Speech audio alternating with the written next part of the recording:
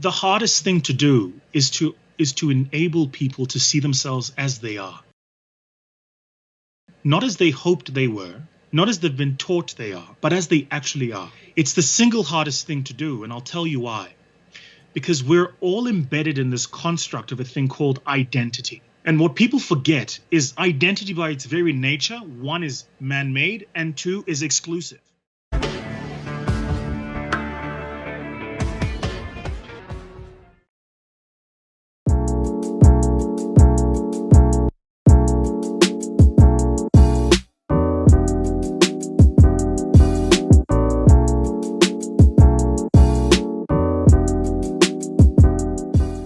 Could you take 3 months leave and your business still meets its performance targets?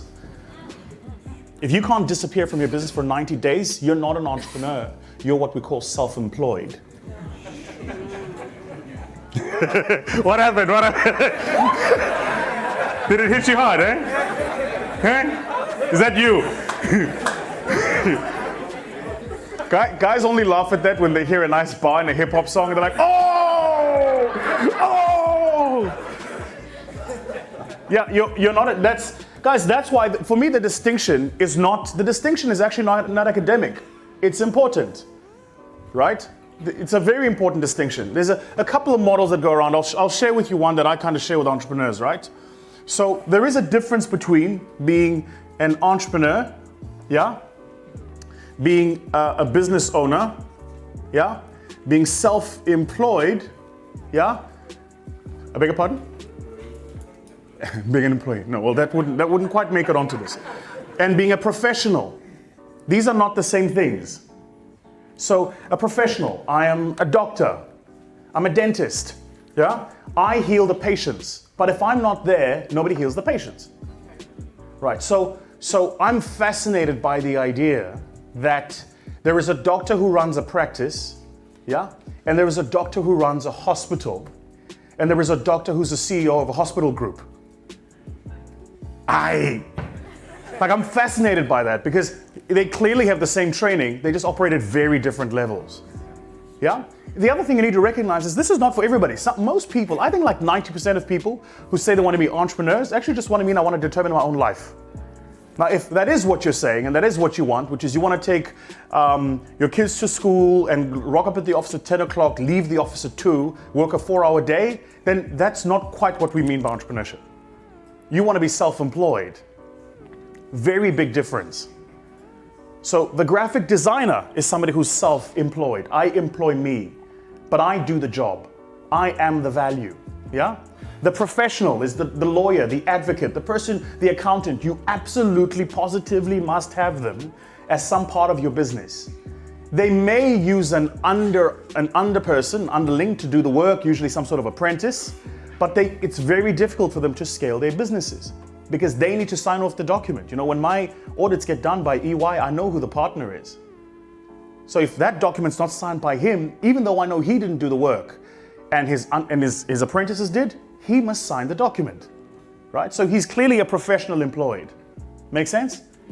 If he was to start his own business, a lot of professionals do this. So you leave EY, you leave PwC. I see a lot of black professionals, by the way, who walk into companies oversold on this thing of transformation and then get there and realize that the company's not quite as transformed as you used to be. Oh, rule number 4 of the masterclass, as we call it as it is here. And I've just seen so many of my friends who do this. They're like, oh, I've joined company X, Y, and Z. And then 3 months later they go, yeah, no, I'm leaving. Right?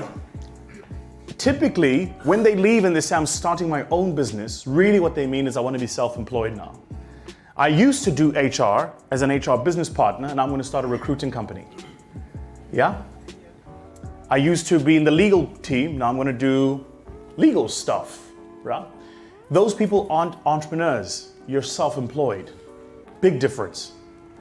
The business owner is kind of the level you're talking about, right? So the business owner goes, so I've got this business, right? And rather than employ myself, I'm going to employ people to manage the people I used to manage, right? The thing is, you can never shortcut this process from here to here to here. You can't shortcut it. You have to go through all the steps. Hi, Jasper Basson here. I just wanted to remind you about the Daily Entrepreneur Tips series. It's a business growth series for entrepreneurs and contains financial information and also information to grow you as a person and your business, because we will never grow our business any higher than we grow ourselves. So click on the link below and I will send you daily information to grow you as a person and your business, and it's for 365 days of the year.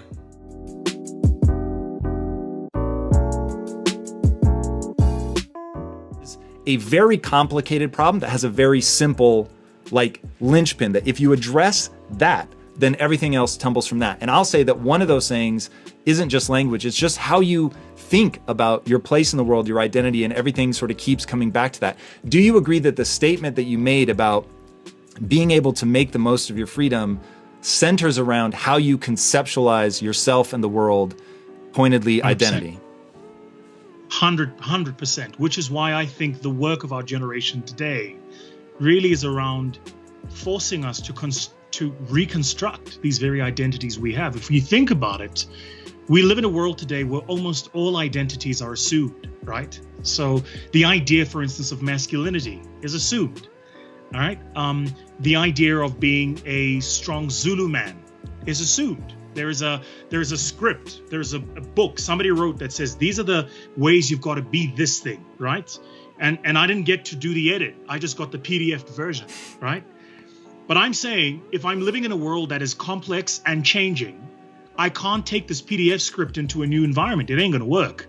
So I either get to keep the tradition and the emotion, or I get progress, but I can't do both, right? And, for me, I really used to resent this because I would get chastised, I'd get mocked, I would get attacked.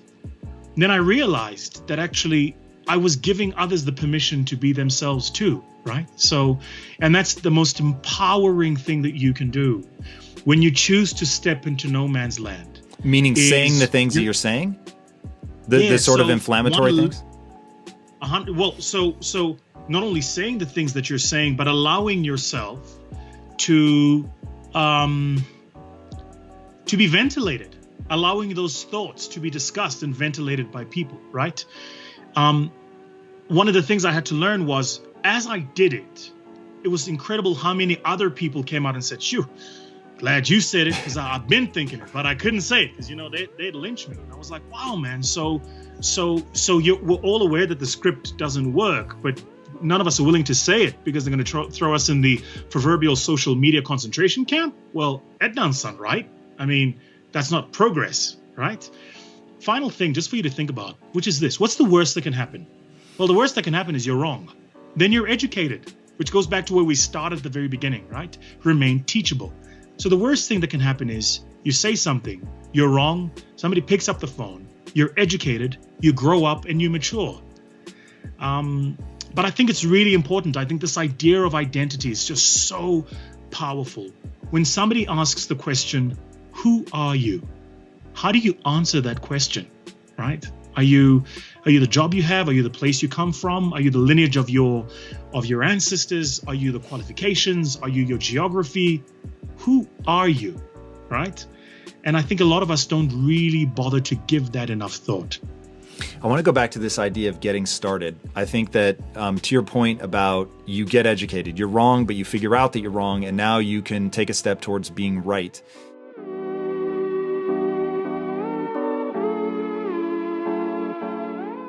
Like, how do people make progress? So, see, this is why I'm a fan of the show, is because the questions you ask, it's like, damn, how did Tom go there? So, the hardest thing to do is to enable people to see themselves as they are. Not as they hoped they were, not as they've been taught they are, but as they actually are. It's the single hardest thing to do, and I'll tell you why.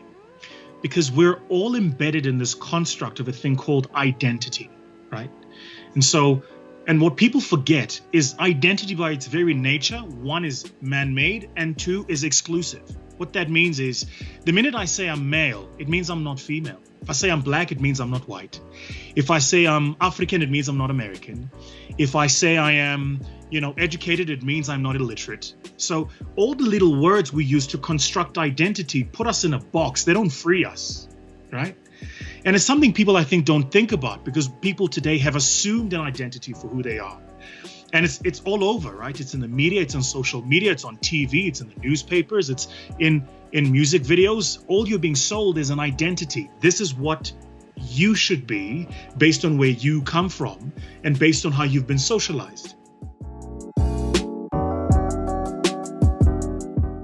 He said, I got on an airplane and the pilot was black, and for a minute I was scared because I didn't think black people could fly a plane. And he was like, what the fuck? Like, how do I think that? And he said, if that had seeped into my mind, identity, right, then how many other people had accepted something less than who they were because of what society had told them? Is that what you mean? That we're sort of subtly taking on these I can'ts? Exactly. So here's a great example. I'm short, therefore I can't model. Okay? I mean, it's not established that short people should model, but whether you should or whether you can are very different tests, right? And by the way, I approach every little thing in my life like that. Like all the shit I do, I go, I shouldn't, but it doesn't mean I can't. There's a big fucking difference.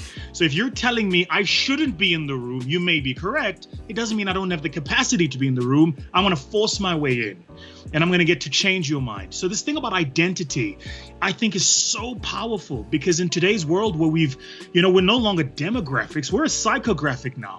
There is a kid living in Kuala Lumpur who's never been out of Kuala Lumpur, who sounds like a kid in Brooklyn, New York, because he's watching Jay-Z on YouTube.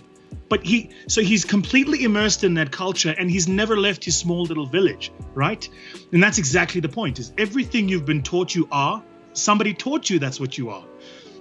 Now, you can keep that identity, but again, you can't get the progress. And so what a lot of people do is they hang on to it, right? In South Africa, it's often about gender. Sometimes it's about tribe, right? So what tribe you come from. There's a big generation issue. So it's, I'm part of this generation. Yeah, all those things are true. But do you want the identity or do you want the progress? Because you can't have both. I'll tell you just quickly a story. So my dad was the sensei in the dojo, right? And I used to train with my dad in the dojo. And so I asked him one time, I was like, how come we get to change belts? Like, I mean, couldn't you teach the methodology without the belt system? He said two things. He said, first, human beings are incentive-based, so you need something to aim for. But he said the second thing is the reason we give you a belt is because it assigns an identity. Now, it doesn't mean that if you're orange belt, you can't take on a brown belt. It's just you embed that in your mind and you go, well, he's senior, then therefore. And so one of the things he said to me, one of the things you're going to have to learn is that real life doesn't have a belt system. So everything we know and have learned about identity is given to us. It's a template that somebody has given you.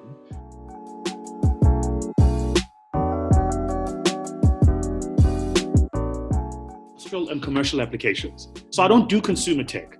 So if you've just built an app that's going to help people, paint their toenails a different color, that's not what I would do.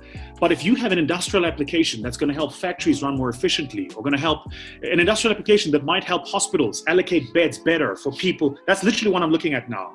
We've got one that's sitting on our table right now. These guys have built this phenomenal application that you can plug into with an API, you can plug into any of the back-end systems that run many of the hospital groups. And those hospital groups can understand the amount of capacity they have to deal with the COVID virus.